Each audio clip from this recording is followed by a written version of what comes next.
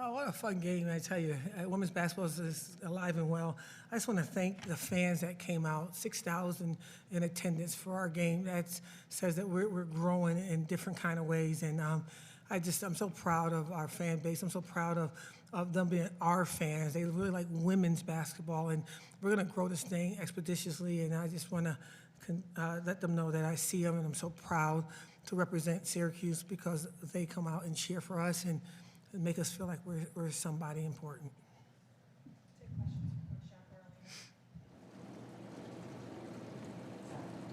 Coach, you guys held Elizabeth Kelly to 3 of 13 from the field, then Virginia Tech knocks down 12 3-pointers. How frustrating was it for you to shut down a player like Kelly, but then in turn Virginia Tech hits all those threes? It's just frustrating not having more points than they did at the end of the game. And it's really not about her. It's about us being able to fly out to those shooters, and we didn't do the best job that we could have. And we're better than that, and we're going to learn some lessons tonight as we watch some film, the coaches and I, what that looked like, how that transpired. It's never about one player. It's about our family versus their team. And then, Coach, kind of on the other side of that, only 5 free three-pointers made for your team tonight. Was just an off night for a group? Well, I guess so. 5 for 22 isn't a good stat. And so I just thought that we don't need to take as many as we're taking. We can get to the lip and get to the free throw line. You know, we only shot 17 free throws. We should have taken about 30 free throws tonight because they were reaching and grabbing and we were fast. They went to the zone because they're not fast enough to guard us. And so let's prove it by just trying to get to the lip like Elena was trying to do. But we'll continue to learn some lessons. Elena, what did you guys see defensively from Virginia Tech, and how did they sort of hold you guys down offensively? Defensively, I think they just played like tighter inside, and we tried to kick the ball out, and that's how we got all those threes open. So I think defensively, they closed the gaps inside more so.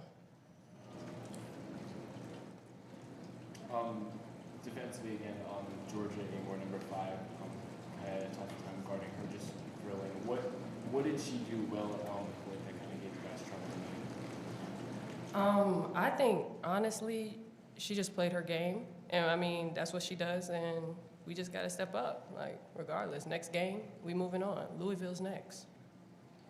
Coach, going into the second quarter, you guys down by quite a bit. Your team kind of came out with a lot of energy in that second quarter. What were those conversations that you were having with the team, trying to get that energy into the half? Just keep pounding. You just keep playing. This is a game of basketball. This is not life or death, right? You know, death was Friday when I had to celebrate my cousin who passed away. This is just freedom to be, you know, just go out there and fly around.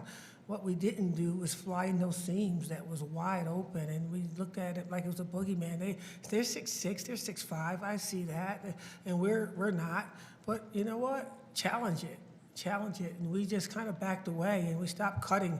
Lena was sliding in there and getting some angles in there, but our bigs stayed out and they didn't kind of slide in there and want that ball because she's gonna block our shot? Wonderful, you know, she might foul. So those are the things we talked about. It's like just go out there and play free and fly around, and we'll figure it all out. This is last I checked, was 17-3, so we'll keep getting better. Coach Jack, you guys held Liz Kitley to single digits for the first time this year. What did you see from your front court on the defensive end when guarding her?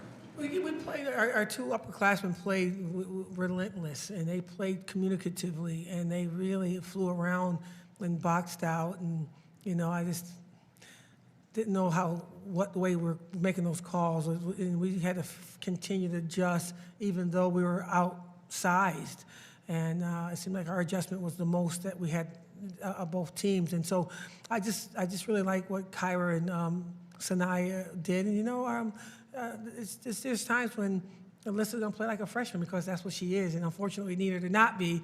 And today was a very tough game for her, but you'll see her play better in the next game for sure. Coach, you faced today possibly the most versatile offense. Sorry?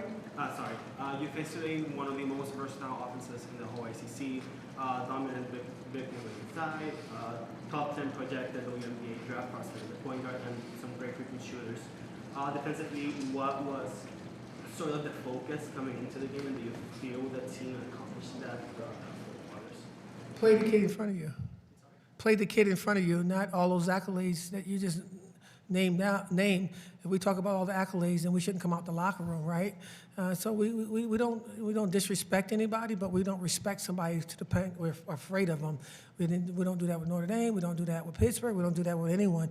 We learn lessons, and we don't ever talk about them being ranked or top 10 and all that stuff. We talk about play the young lady in front of you, and here's what she does best. This is what she does second best. Stop those two things, and we didn't talk about number 5 being a person that pulls up in the middle of the key by the ACC, and that's where she got us. That's our coach's flaw. We thought that she was going to go left for 3 or right for a drive to the free throw line, but she got beyond that.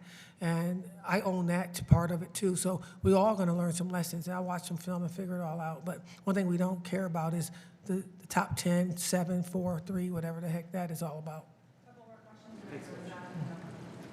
Coach, how hard was it to game plan for a team that can spread the floor like they do and then again have a dominant inside? Like how difficult was it? We didn't, no excuses, first of all. But we getting home at midnight, and a lot of things went on in the last day or two. We lost our focus. And that's not going to ever happen on my watch again. Nothing's going to be more important than being prepared for the game that we have next. And we didn't really, I didn't see enough film to see that kind of an offense. I know Kenny and I were in the same conference together in the CAA, but he got some different power with, number 5 and 33. So we learned some lessons, and that offense is very technical, and we didn't have enough time to get our hands underneath it. I didn't. It's on me as a head coach, and lesson learned. So, Coach, with Why is she here? Coach, with North Carolina losing to Virginia a few minutes ago, you North Carolina and Virginia Tech are all 7-2 in the ACC, and you guys have Louisville coming up, who's 6-1. So, what does that say for this game and the rest of the season coming up? It's also neck and neck. What's what it says about practice? We get ready to go to practice, man. We get ready. They better do something tomorrow on their own for sure. I can't make them, but they better. And on Tuesday, we gotta get better within ourselves. It's not about Louisville. We gotta figure out what a 2-3 zone did to us to make us feel like it's a boogeyman out there. It's not. It's a 2-3 zone, and we're gonna figure out how to get those gaps right. So next time somebody play a 2-3 zone, we're gonna be prepared for it. But it's not about anything right now. It's still too soon to be talking like you're in first place or second. Ideally, we want to be in the top 4 so that we can get a bye or two. We had to play 100 games in order to come out of that turn. We lost in the first round, but man, that would have been a tough situation. So we're fighting some good fights. I just love this game so much, that the lessons that we're learning and the life lessons that we're being taught, that, just because somebody say boo doesn't mean they're scary. Just because a 2-3 zone out there doesn't mean that you can't find gaps and get to them, right? Just because somebody beat you doesn't mean they're better than you. I thought we did some really good things against them that they had to stand up and coach today. They never does. So I thought we did some fun things in that regard. So we're going to keep getting better, and we're going to keep making you proud, I promise. For Elena and Coach, what do you guys want to take away from this game? How do you just overall learn from this experience? What I want to take away from this game here is my team. I want to continue to coach my team. I want to continue to grow these young ladies. I want to continue to have fun in our locker room. I want to continue to learn lessons as we go through this game called life. I want to continue to cry with these young ladies. I want to continue to grow with them and love them up and let them know that just because you lost a game doesn't mean that you have to lose my heart. If we can continue to do that, I think we're going to have a winning season throughout the rest of the year. And I think we should keep building on that and building on the love and trust and support of each other. And then we'll be further on into March. Yes. So we just got to keep building up until then. Thank you guys for all you do for women's basketball.